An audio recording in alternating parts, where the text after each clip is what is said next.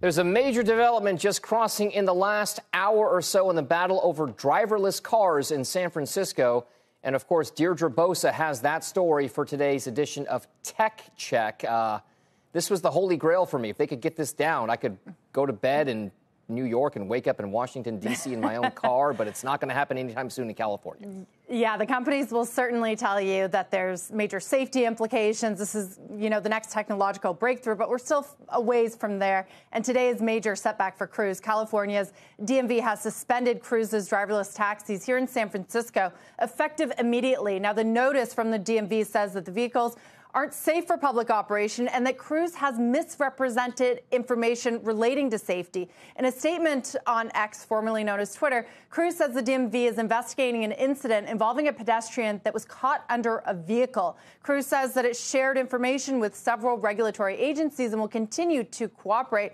But this is a huge blow to Cruise, which is owned by General Motors. The San Francisco streets, they are a key testing ground for driverless cars, but Cruise vehicles have been involved in a number of incidents that have turned public safety agencies like the fire department against them. It's also led to more calls from public officials to suspend the program. Now, Cruise is also trying to catch up with Google-owned Waymo in the space, the other leading player in the race to develop autonomous vehicle technology. Both are expanding to more cities, and this suspension from California's DMV, that could have implications for Cruise's pilot programs elsewhere, widening that gap with Waymo even further.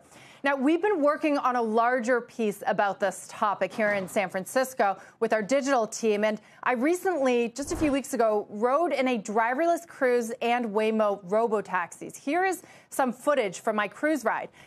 It didn't know what to do when another car was trying to back into a parking spot. So what you're seeing here is the driver got out of his car. He's very agitated.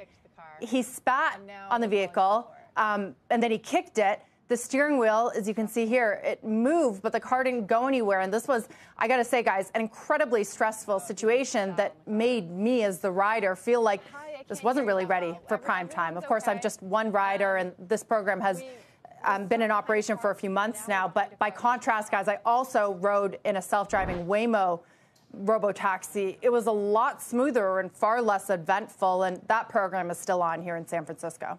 Deirdre, what exactly is it going to take? California, Arizona are arguably kind of more at the forefront of this autonomous driver revolution. What is it going to take for these companies to demonstrate for regulators that these cars can actually be used in roadworthy situations?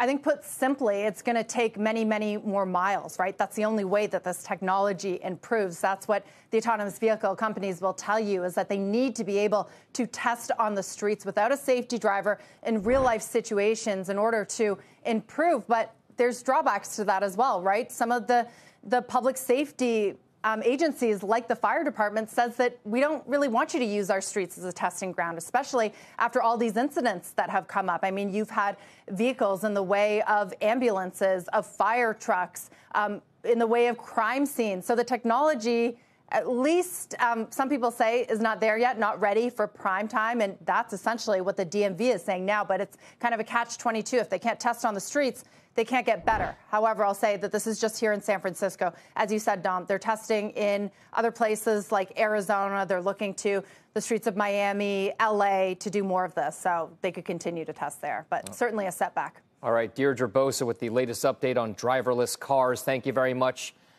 Kelly, I would love to be able to, like I said, get into my car at 8 p.m. at night, fall asleep, wake up in Pinehurst, North Carolina, make a 9 o'clock tea time, and then get back in my car the next evening and just have it wake up at home. That might be easier than traveling San Francisco. By the way, no tweets yet from Kyle Vaught of Cruise, who is, of course, probably the most vocal proponent of his technology and the whole industries. But a big setback for them, and honestly, it never really seemed ready for prime time. That's just my opinion.